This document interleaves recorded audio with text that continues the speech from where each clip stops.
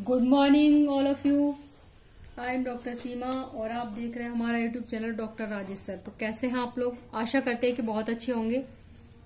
तो चलिए शुरू करते हैं आज की क्लास। आज की क्लास में एक खुशखबरी है जो कि असिस्टेंट प्रोफेसर की वैकेंसी यूपी में निकलने वाली है।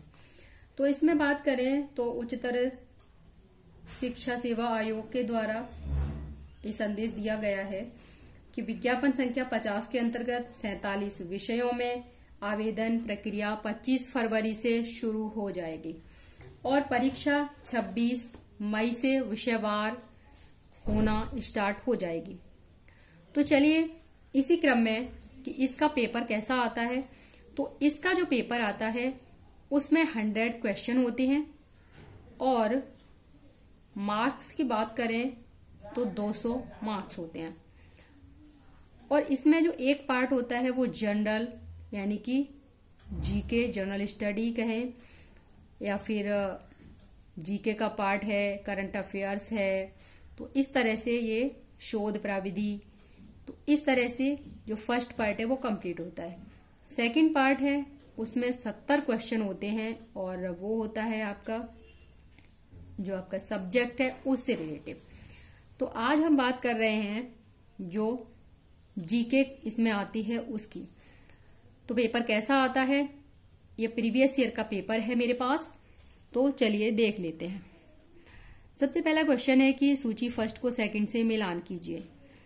जब हम मिलान करेंगे तो इसमें देशों के नाम दिए गए हैं। इधर ग्लासगो राष्ट्रमंडल खेलों में प्राप्त कुल पदकों की संख्या दी गई है, यानी कि जो खेल जगत है उससे क्वेश्चन किस प्रकार से बनेंगे ये आप देख सकते हैं। तो इसमें मिलान करवाया है तो सबसे ज्यादा इंग्लैंड को मिले थे और उसके बाद ऑस्ट्रेलिया को, उसके बाद देखा जाए तो कनाडा को और हमारा भारत ये चौथे नंबर पर दिखाई दे रहा है। तो इसमें हमारा जो सही होता है वो होता है डी नंबर। नेक्स्ट है कि वह चर जिसका हम औसतांक माध्य तथा मानक विचलन निकाल सकते हैं वह निम्नलिखित में से किस मापनी द्वारा नापे जाते हैं। तो ये मापनी होती है अंतराल मापनी यानी कि इंटरवल स्केल। नेक्स्ट क्वेश्चन ये कंप्यूटर से है कि ईमेल इलेक्ट्रॉनिक मेल है, बिल्कुल सही है। www वर्ल्ड वाइड वेब को संदर्भित करता है या फिर सीपीयू कंट्रोल प्रोसेसिंग यूनिट है या फिर ईएलयू अर्थमेटिक लॉजिक यूनिट है। तो इसमें जो गलत पूछ रहा है तो वो हो जाएगा आपका जो नहीं वाले क्वेश्चन होते हैं उनमें आप लोग नहीं पर एक सर्कल अवश्य बना लिया करें, क्योंकि वहां क्वेश्चन का जो आंसर गलत होने की संभावना ज्यादा रहती है। तो इसमें देखेंगे तो कंट्रोल नहीं सेंट्रल प्रोसेसिंग यूनिट होता है। नेक्स्ट आते हैं हम ये देख रहे हैं कि प्रस्तुत जो पुस्तक है गीत गोविंद उसके रचयिता कौन है। तो ये जयदेव हैं, यानी कि पुस्तकों से रिलेटेड भी क्वेश्चन आए हुए हैं। प्रायद्वीपीय भारत का सबसे दक्षिणी बिंदु कन्याकुमारी कहाँ स्थित है। जो हमारा भारत है उसका दक्षिणी बिंदु जो कन्याकुमारी है उसकी स्थिति कहाँ पर है। तो देखें कर्क रेखा तो भारत से ही गुजर रही है तो उसके दक्षिण में तो होने की कोई संभावना है ही नहीं। भूमध्य रेखा के दक्षिण में कहें तो बिल्कुल नहीं। मकर रेखा के दक्षिण में कहें तो वो भी नहीं हो सकता, क्योंकि जब भूमध्य नहीं है तो मकर तो भूमध्य के दक्षिण में ही है। इसके बाद है भूमध्य रेखा के उत्तर में, तो बिल्कुल सही है डी नंबर भूमध्य रेखा के उत्तर में है। नेक्स्ट है जब सरकार की वर्तमान आय अपने मौजूदा खर्च की तुलना में कम हो जाती है तो उसे क्या कहेंगे। तो ये इकोनॉमी से है और इकोनॉमी में देखें तो ये होता है हमारा बजट घाटा, क्योंकि सरकार की आय कम है और खर्च ज्यादा है तो बजट में क्या हुआ, घाटा। नेक्स्ट है मूलभूत अधिकारों को संविधान में किस वर्ष समाविष्ट किया गया था। ये किया गया था 1976 में, यानी कि ये हमारा संविधान से क्वेश्चन पॉलिटी से है। नेक्स्ट है आपका गुजरात राज्य की पहली महिला मुख्यमंत्री कौन बनी। तो ये आनंदीबेन पटेल बनी थी, यानी कि जो करंट अफेयर है उसको भी इसमें ऐड कर दिया जाता है किसी न किसी प्रकार से। विश्व स्नूकर चैंपियनशिप 2014 की बात, क्योंकि ये पेपर ही उस टाइम का है 14-15। तो इस तरह से कौन थे, तो वो थे मार्क सेलबाई, इन्होंने ही ये जीता था। नेक्स्ट है जब जनसंख्या की प्रकृति जिनसे नमूने लिए जाते हैं सामान्य नहीं कही जाती, आंकड़े विश्लेषित किए जा सकते हैं। तो ये होता है नॉन पैरामेट्रिक सांख्यिकी के द्वारा नंबर बी।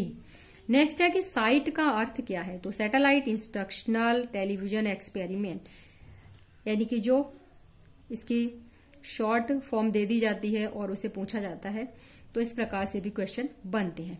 निम्नलिखित में से किस प्रकार के प्राकृतिक खतरों से मनुष्य को नुकसान पहुंचने की सबसे अधिक संभावना, यानी कि भूकंप, आग, ज्वालामुखी सभी से ही खतरा है, लेकिन जो अकाल और बाढ़ है उससे अधिक कहीं खतरा है। तो इस प्रकार से हमारा डी नंबर सही हो जाएगा।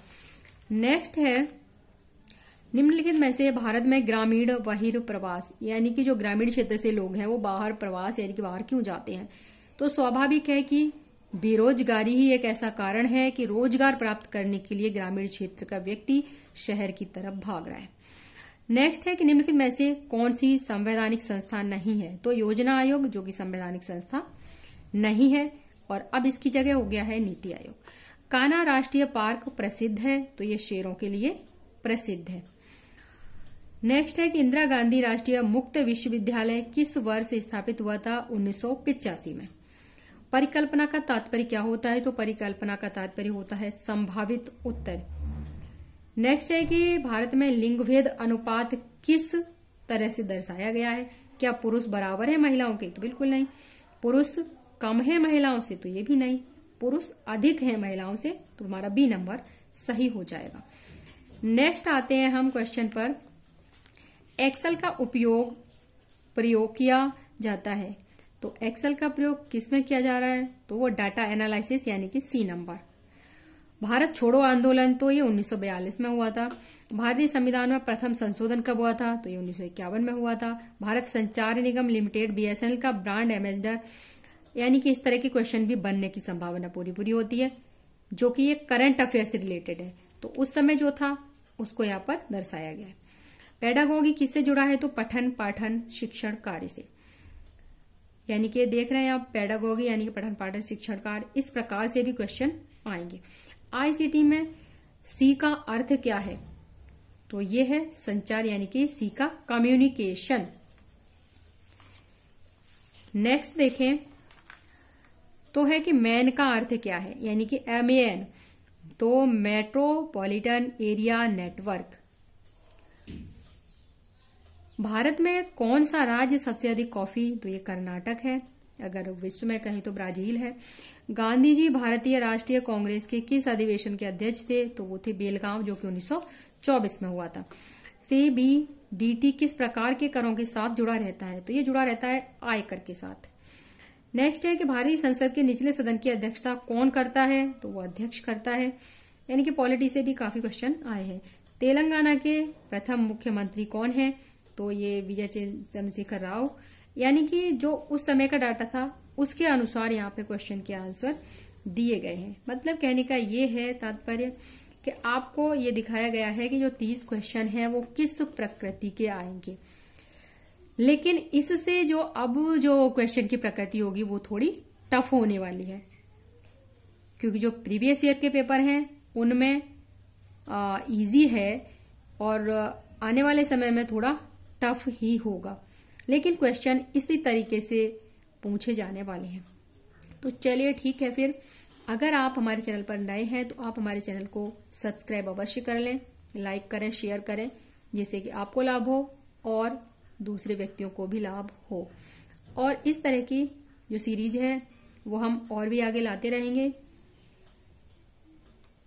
और यदि आप मैथमेटिक्स से हैं तो आप मैथमेटिक्स की क्लासें 10th, 12th, BSc, BTech, polytechnic सभी क्लासों से जुड़ने के लिए हमारे चैनल को सब्सक्राइब कर लीजिए। TGT, PGT जो भी मैथमेटिक्स की क्लासें हैं वो हमारे चैनल पर उपलब्ध हैं। तो ठीक है, फिर आज की क्लास में बस इतना ही। मिलते हैं नेक्स्ट क्लास में, तब तक के लिए धन्यवाद। जय हिंद।